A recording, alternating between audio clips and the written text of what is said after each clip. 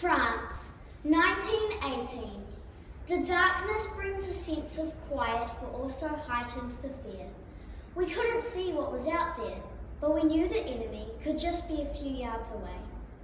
In our trenches, packed like sardines in a tin, trying to keep warm around a small fire, eating what little rations we had left.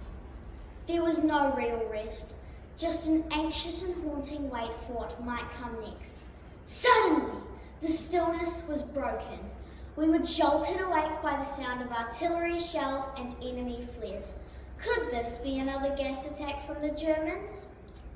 We, the soldiers of the 26th Yankee Division, would look to a fearless leader, one who perhaps might be considered an oddity, a sergeant who with his empathy, adaptability, bravery and honour inspired the 26th Yankee Division to victory in many battles, whilst along the way being awarded some of the highest military honours, including 2 Purple Hearts awarded for being wounded in battle, a wound stripe, 3 service stripes, and the Distinguished French Croix de Guerre for bravery. So who was this courageous and heroic leader I'm talking about? The shortest sergeant in the army, a determined, brave, and smart little 4-legged bull terrier mix named Sergeant Stubby. Stubby, a mongrel brindle pup, was found wandering the Yale University campus in Connecticut, July 1917, while members of the 102nd Infantry were training. During this time, Corporal Robert Conroy, sensing there was something special about this little dog, took him under his wing and trained him in all the ways of the military life in preparation for battle. Come the beginning of 1918, Conroy is deployed to France to fight. Not wanting to leave Stubby behind, Conroy smuggles the dog in his jacket whilst boarding the ship. Stubby is, however, discovered by Conroy's furious commanding officer. Luckily, Stubby's training kicks in, and he gets on his hind legs, raising his paw to salute him. A slight smile crosses the commanding officer's face, and he decides to allow the dog to stay with Conroy. Deep in war, Stubby thrived in his unit and shone as an unlikely but powerful leader. Not only did he continuously boost morale, he helped keep away the rats and even enemy spies that had infiltrated the ranks. After a nasty mustard gas attack, Stubby became injured and was sent away for treatment. Upon his return to battle in the trenches, he was now able to detect gas attacks, well before his human counterparts. Leading the charge, he would run through the trenches, barking and nipping at sleeping soldiers, rousing them all in time to put their masks on, saving them from the poison. His skills and selflessness saved thousands of soldiers' lives. No mean feat for any soldier, let alone a 13-kilogram dog. Stubby's excellent sense of smell and hearing led medics to wounded soldiers stranded in no man's land. When medics were unable to treat mortally wounded men, he was known to lay down beside them, providing comfort, love, and companionship in their last moments of life. Stubby returned home from war a hero. He was laid to rest with full military honours. He led with action, honour, inspiration, and courage. Sergeant Stubby, we salute you. I was 11 when my brother came into the world, or at the time. Not tired of crying. He didn't even cry. He just breathed like it hurt. Like life was a test. He wasn't sure if he wanted to pass. The sailor was normal, just a feeling too, just until he gets a little stronger. But I saw it. That ship was in the helm, it was a war. I watched my baby brother flinch at every feed, watched him not forget what a mother's love tastes like, watched my mom work empty hands while the machine put her child instead of her. And me, I stood outside and he could lost. Fist too small, heart too big, nowhere to put all the hurt. I wanted to scream. Rip the tubes from the wall, trade every bit I had to see him smile. But instead, I stood still. 11, helpless, hurting. He never looked at me, but I looked at him.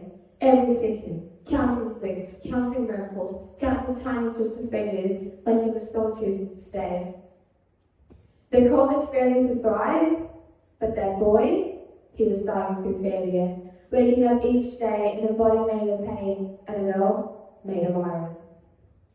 And me, I grew taller, I grew deeper, being watered strange gardens. In that Yucca chair, I learned that leadership doesn't come with applause, it comes in silence, in showing up, in loving when you can't fix anything.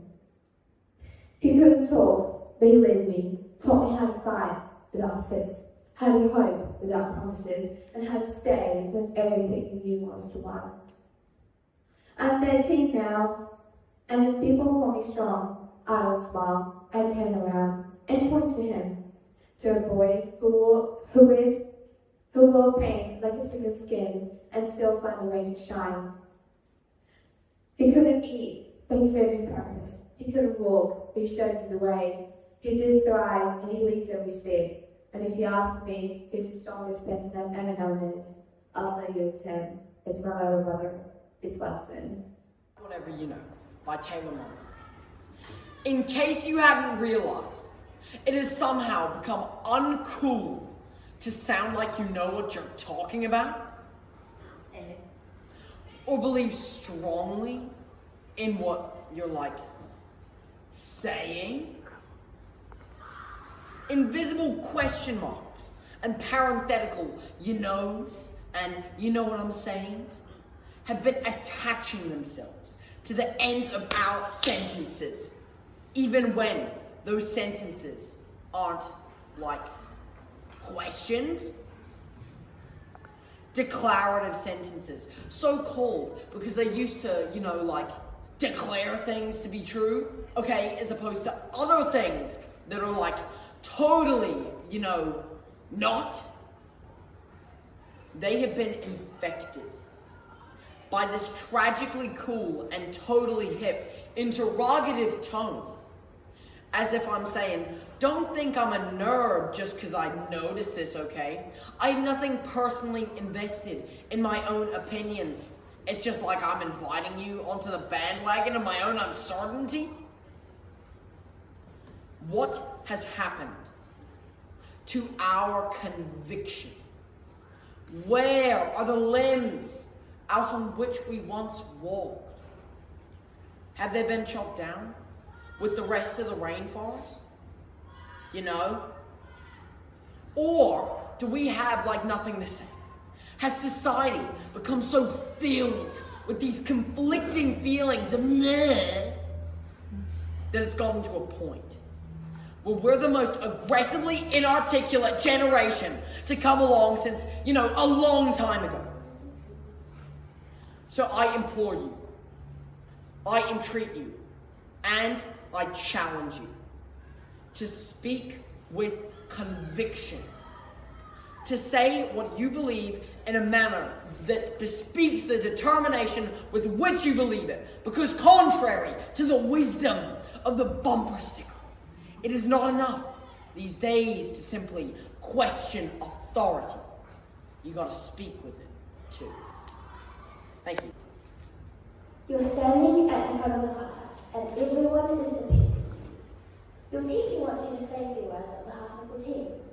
You were not expecting this to happen, but you managed to mumble a few thank yous because it seemed like the right thing to do at the time. You get through it and sit down, relieved.